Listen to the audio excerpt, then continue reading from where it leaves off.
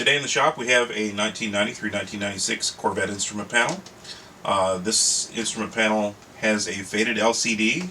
This can happen with sunlight and heat and age.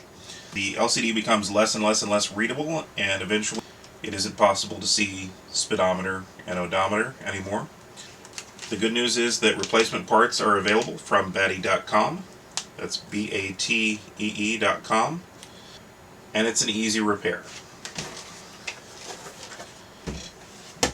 For tools, I'm using a bit driver and a Torx 15 bit.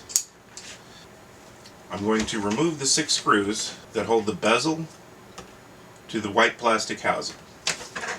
Those screws are located here, here, here, here, here, and here.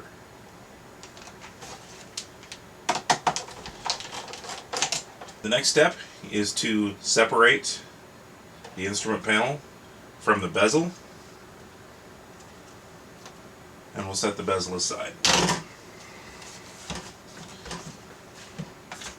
So this is the LCD panel that we're interested in changing.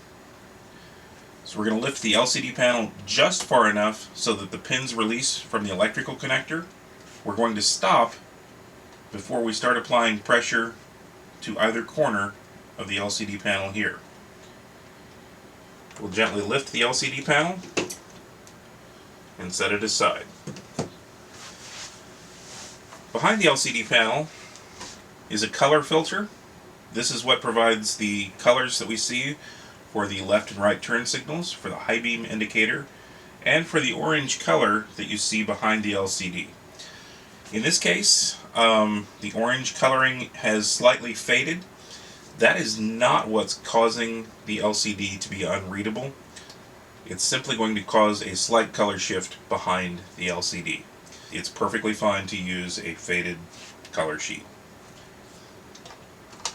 Behind the color sheet is a black rubber gasket. Over time, the black rubber gasket can disintegrate, and replacements are available at Batee.com. Replacements for the color filter are harder to come by. From time to time, they are available from Batee.com. We have the new LCD module. I've taken a soft cloth and some Windex and cleaned both sides of the LCD module. To install the LCD panel, we're going to gently maneuver it, making sure not to apply any pressure to either corner here or here. We'll line up the electrical pins inside the connector.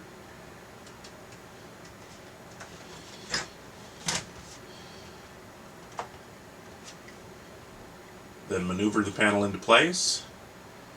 Finally, we'll press it into the electrical connector. The next step is to reinstall the bezel.